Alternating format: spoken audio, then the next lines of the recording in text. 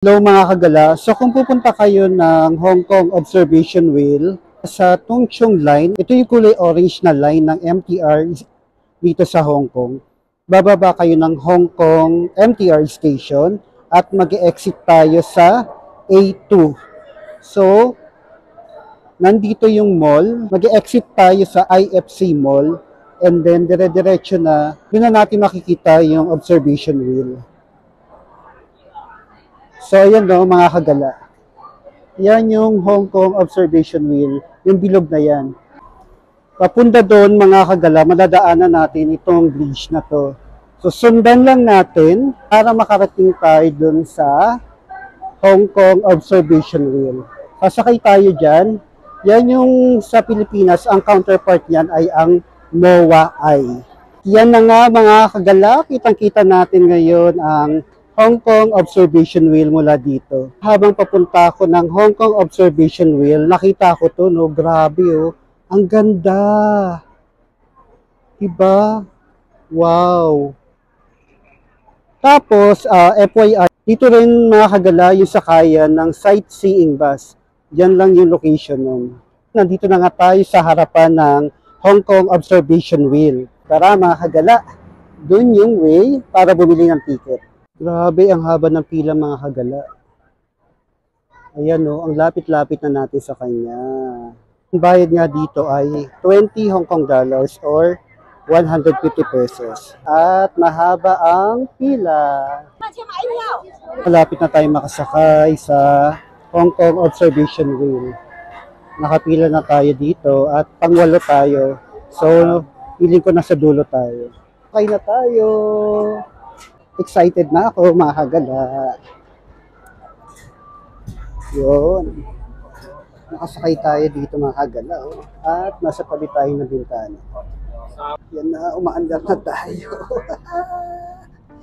Umaandar na tayo, mga kagala.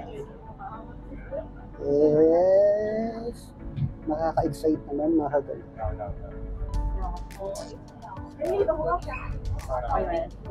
Yun. Unti-unti na tayo tumataas mga kagala.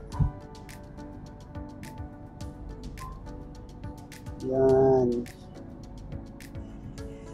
Wow, amazing view.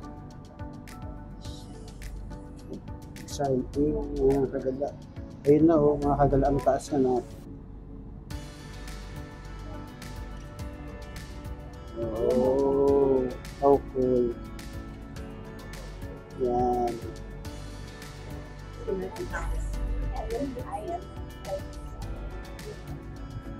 Wow, kita nyo ba yan mga kagala? Ang ganda. Diba? Sulit naman yung 20 HKD. Wow. Panalo mga kagala oh. Diba? Isipin nyo na lang mga kagala, kasama ko kayo sa pamamasyal dito. At huminto siya dito mga kagala. So hindi tayo maandar ngayon. Sa tuktok ulit tayo. Pangalawang ikot na to. Ang ganda. Ang ganda, promise. Hindi naman ganun kabilis yung ikot niya, pero talagang na-enjoy mo. Ang ganda ng view. Ayan o. Wow, sobra. Pang postcard. Mga nagtataas ang building. Yan. Tapos yung pila sa baba, ang dami pa rin. Pupunta tayo dyan mamaya, lalakarin natin. Manonood tayo dyan ng show. Meron ako napansin. Ano kaya yung mga hugis itlog na yan? Kita nyo. Yan eh. Puntahan natin yan mamaya. Sa harapan natin yung Central Pier. Yan. Ang ganda oh, pati yung kulay ng langit. Natutuwa na bumisita tayo dito sa Hong Kong. Tapos yan mga kagala, gusto ko sumakay dyan, pabalik ng hotel. If tama yung nabasa ko. So ito na mga kagala, umaakyat na tayo uli. Pangatlong ikot na to. Wow. So more than 15 minutes na tayo nandito. Sulit din yung 20 Hong Kong dollar. Nice, oh.